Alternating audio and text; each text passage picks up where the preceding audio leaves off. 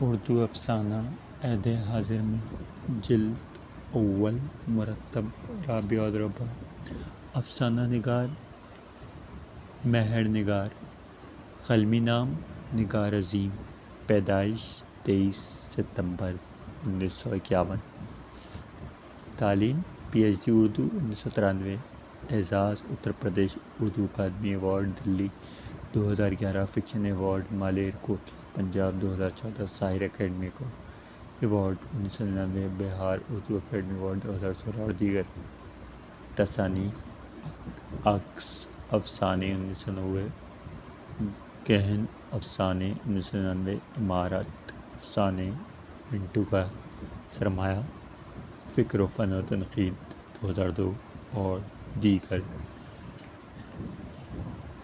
افسانہ ابارشن آسمان سے بادل صاف ہو چکے تھے، ہوائیں خنکی بھری تھیں، پھولوں اور پھلدار درختوں کے خوشبو ہوا میں جم ہو کر نشاور ہو گئی تھی، جسم کا انگ انگ رومان سے بھر اٹھا تھا۔ کال بیل بج اٹھی، دھوبی کو بھی اس وقت آنا تھا۔ منظر بدل گیا۔ کتنا ہینڈسم تھا وہ! میں اس کے بارے میں قطعی نہیں سوچ رہی تھی، بلکہ اس نے میرے حواس کو جکڑ لیا تھا۔ صرف ایک ملاقات کا اتنا زبردست اثر، اس سے پہلے تو کبھی ایسا نہیں ہوا تھا۔ ایسا کیا تھا اس کی شخصیت؟ ٹرن ٹرن ٹرن ٹرن توبہ! یہ فون پتہ نہیں کیوں لگواتے ہیں؟ ہر 2 منٹ کے بعد گھنٹی بج جاتی ہے، کوئی کام ہی نہیں کر سکتے۔ 7 فون آ چکے آدھے گھنٹے کے اندر۔ یہ بچے بھی نہ جانے کس کس کو نمبر دے رکھا ہے، خود گھر میں ہوتے ہی نہیں۔ کس قدر بوجھل تھی وہ شام! ریڈیو اسٹیشن سے ریکارڈنگ کے بعد جب میں باہر نکل رہی تھی تو قدم من بھر کے ہو رہے تھے، بے انتہا کوفت ہو رہی تھی اس مذاکرے میں حصہ لے کر۔ اس خصوصی مذاکرے کے لیے کئی آرٹسٹ، قلمکار اور مختلف گوشوں کے کئی حضرات بات چیت میں حصہ لینے آئے تھے۔ خواتین بھی شامل تھا۔ موضوع تھا وومن لبریشن، عورت پر ظلم و بربریت کی بڑی بڑی مثالیں، جہیز، طلاق اور عورت کو زندہ جلا دینے والے اذیت ناک واقعات، عورت کا مستقبل، تعلیم نسواں، شوہروں کی زیادتیاں، ان پڑھ عورت کے مسائل۔ اس مذاکرے میں حصہ لے کر مجھے گھٹن کا احساس ہو رہا تھا، کیونکہ مجھے لگا سب کے سب وہاں عورت کے مسائل پر کم اور مرد کے خلاف زیادہ مظاہرہ کر رہے ہیں۔ میرا نظریہ ذرا مختلف تھا۔ عورت ظلم سہے تو ظلم ہوتا رہے گا، ظلم سہنا بند کر دے گی تو ظلم کے راستے بھی بند ہو جائیں گے۔ سینکڑوں مثالیں ہیں عورت پر ظلم کی، ان کا ذکر کیوں نہیں ہوتا؟ چائے کی شدید طلب ہو رہی تھی۔ گھر پہنچ کر میں نے رابعہ کو آواز دی، رابعہ 1 کپ چائے۔ بی بی ہم تو جاتے ہیں، آپ کا راستہ دیکھتے دیکھتے تھک گئی۔ ہم تو کہاں جا رہی ہو؟ گھر؟ پاگل ہوئی ہو تم؟ اتنی جلدی بھول گئی تم؟ کتنا مارا تھا تمہیں لیاقت نے شراب پی کر؟ آدھی رات کو؟ نہیں، اس نے گھر سے نکال دیا تھا۔ کیا کریں بی بی، غلطی تو ہماری تھی۔ کیا غلطی تھی تمہاری؟ بولو، کیا غلطی تھی؟ وہ ذرا شرمائی جھجکی اور مسکرا کے بولی، اس کا قصور، سارا قصور تو سے کا ہے، نشے میں کچھ ادھک تنگ کرتا ہے نا، بس ہم نے اس کی بات نہ مانی تھی اس لیے مارتا تھا۔ اب کیا کریں بی جی، مرد تو اپنا عیش ہے نا، دوسری عورت کرنے چلا گیا تو ہمارا گھر برباد ہو جاوے گا۔ اپنے ببوا کا باپ بھی تو ہے، جاوے نہیں تو کا کرے؟ تو نک بولو۔ مجھے حیران اور خاموش دیکھ کر وہ لہک کر بولی، آپ کا چاو بنا دوں پھر چلی جاؤں گی؟ نہیں، رہنے دو، تم جاؤ، مجھے چائے نہیں پینا۔ اور لڑ لو عورتوں کے حقوق کے لیے میں بڑبڑائی۔ اچانک ایک فون کی گھنٹی بج اٹھی۔ Turn turn turn turn. Hello! کیا مومانی جان کی حالت نازک ہے؟ یہ کیا کہہ رہی ہو؟ کوئی امید نہیں؟ فون کا سلسلہ منقطع ہو گیا اور ساتھ میں ذہن کا بھی۔ دوسرے دن مومانی جان کا انتقال ہو گیا۔ میاں کی مومانی بھی تو اپنی ہی مومانی ہوتی ہیں، غم میں شریک ہونا لازمی تھا۔ کئی دن گزر گئے، دماغ کی الجھنیں کچھ زیادہ ہی بڑھ گئی تھیں، مزاج ذرا چڑچڑا سا رہنے لگا۔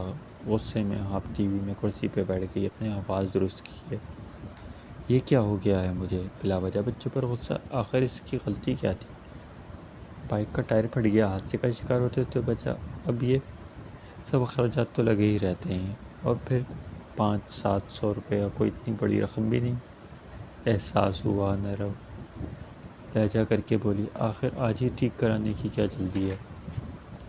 کل بھی تو ہو سکتی ہے، صبح بینک سے پیسے نکلوا لوں گی۔ تو پھر کہیے نا، بیٹے نے خفگی سے جواب دیا، تم بھی تو بے وقت ڈسٹرب کرتے ہو۔ ہاں، آپ کا ساتھ ہمیشہ یہی ہوتا ہے، کوئی نئی بات تو نہیں ہے۔ بہت ضبط کے باوجود گرم گرم آنسو آنکھوں سے نکل کر گالوں پر لڑکتے ہوئے میرے ہی گریباں میں جذب ہو گئے۔ ماتھے پر پڑکتی رگوں کو دباتے ہوئے میں وہاں سے اٹھ کھڑی ہوئی۔ نہ جانے کیسی صبح تھی وہ، رات بھر نیند نہیں آئی، جسم میں شدید درد کا احساس، آنکھیں بھوجل تھی اور سر بھاری۔ پھر آ کر میری تکلیف کوئی بھی سمجھنے سے قاصر نہیں تھا۔ ماشاءاللہ، اتنا بڑا کنبہ اور ذمہ داریوں کی میں تنہا وارث۔ میرا وجود اس گلے مٹی کی مانند ہو گیا تھا، جسے بچے بار بار گھوند کر مختلف شکلیں بناتے اور بگاڑتے رہتے ہیں۔ میں جس کرب میں مبتلا تھی وہ بھی اپنے اوپر والے ہی کی دین تھی۔ بے شک ہر چیز کے اوپر وہی قادر ہے، اسی نے عورت کو زمین سے تعبیر کیا ہے، اس کی تخلیق کو قوت بخشنے والا بھی وہی ہے۔ دیکھیے پلیز، آپ مجھے ذرا ڈسٹرب نہ کیجیے گا۔ میاں کا موڈ اچھا دیکھ کر میں نے فائدہ اٹھانا چاہا۔ پلیز، میری طبیعت بہت خراب ہے، میں پچھلے کئی ماہ سے ذہنی تناؤ کا شکار ہوں، کوئی بھی کام ٹھیک سے کر ہی نہیں پا رہی ہوں۔ میں سکون سے اپنے کمرے میں بند رہنا چاہتی ہوں، کھانا میں نے پکا دیا ہے، پلیز آپ میری مدد کریں۔ میاں نے کچھ ایسی نظروں سے دیکھا جیسے میں نے کوئی بہت بڑی غلطی سرزد کر دی ہے۔ کیا ہوا ہے؟ ایسے کیا دیکھ رہے ہیں؟ آپ کو قطعی احساس نہیں میں کتنا پریشان ہوں؟ کیا آپ دراصل مجھے کہیں کام پہ جانا ہے؟ لیکن آج تو چھٹی ہے، آپ پچھلے اتوار بھی۔ ہاں بھائی، کیا کروں، ضروری میٹنگ ہے، تم اپنا کام کرو، میں بچوں سے کہہ دوں گا۔ بچے کیا کریں گے؟ ہر 2 منٹ میں مجھے آواز لگائیں گے۔ کسی بڑے کا ہونا تو ضروری ہوتا ہے گھر میں، اور وہ میٹنگ میں چلے گئے۔ بڑا بیٹا بہت محبت کرتے ہوئے میرے قریب بیٹھ گیا۔ کیا بات ہے ماں؟ طبیعت خراب ہے کیا؟ آپ کچھ پریشان ہیں؟ نہیں بیٹا، کچھ نہیں، بس ذرا سر میں درد ہے۔ میں دبا دوں؟ نہیں کوئی بات نہیں، ٹھیک ہو جائے گا۔ ماں، آپ کو یاد ہے کل کیا ہے؟ ہاں، کل کیسے بھول سکتی ہوں، پہلا پھول کھلا تھا اس گھر میں، تمہارا برتھ ڈے ہے کل، بولو کیا لوگے؟ کچھ نہیں ماں، بس کچھ دوست، آپ کے ہاتھ کے چکن بریانی اور کباب۔ لیکن بیٹا کیا کروں ماں، بہت ٹال مٹول کیا، لیکن نہیں مانے، کل دھمکیں گے، اسکول کی بات تھی۔ اور ماں، اب کالج بڑی بڑی پارٹیاں کرتے ہیں، بہت لمبا بل بیٹھتا ہے، مجھے معلوم ہے نا آپ اتنا، اس لیے میں نے ہاں کہہ دی۔ ہاں کہہ دی، کتنے دوست آئیں گے؟ بس 6-7 پرانے ساتھیوں کو سموسے اور پیپسی سے ہی کام چلا لوں گا۔ میں اس کی حرکت پر مسکرا اٹھی۔ ٹھیک ہے۔ سورج اپنی تمام پھیلا رہا تھا، ہر چیز روشن کی طرح آتی، میرا ذہن کھو رہا تھا اور جسم میں کمزوری محسوس ہو رہی تھی۔ میرا وجود میرے اندر ہی کچھ کھلبد سی ہو رہی تھی، جیسے گولا سا گھوم رہا ہو۔ نہ جانے مجھے کیا ہو رہا تھا۔ اف، بچپن میں گڑیوں کا کھیل کھیلتے کھیلتے ان گلیوں میں بھٹک گئی جہاں آنکھ مچولیے آس پاس کھیلتے، پتہ نہیں چلا کب جوانی کی دہلیز نے دستک دی۔ رنگ برنگی تتلیاں پکڑتے پڑتے اچانک شاید کوئی دروازے پر ہے، فیصلہ نہیں کر پا رہی ہوں، کال بیل ہے یا فون؟ فون تو خاموش ہے، دروازہ کھولو، ارے واہ، نہ فون، کوئی خبر پر کمال کر دیا ہے خالہ، ہم نے سوچا راجہ بھائی کو سرپرائز دیں گے، کل برتھ ڈے ہے نا ان کا۔ واہ، یہ تو بہت اچھا کیا، وہ بھانجیاں بھانجا بھتیجا، رونق آ گئی تھی۔ میں نے مسکراتے ہوئے خوشی کا اظہار کیا، فریج سے ٹھنڈا پانی لانے کے لیے اٹھی، لیکن اپنے ذہن و دل کو یکساں کرنے میں ناکام رہی۔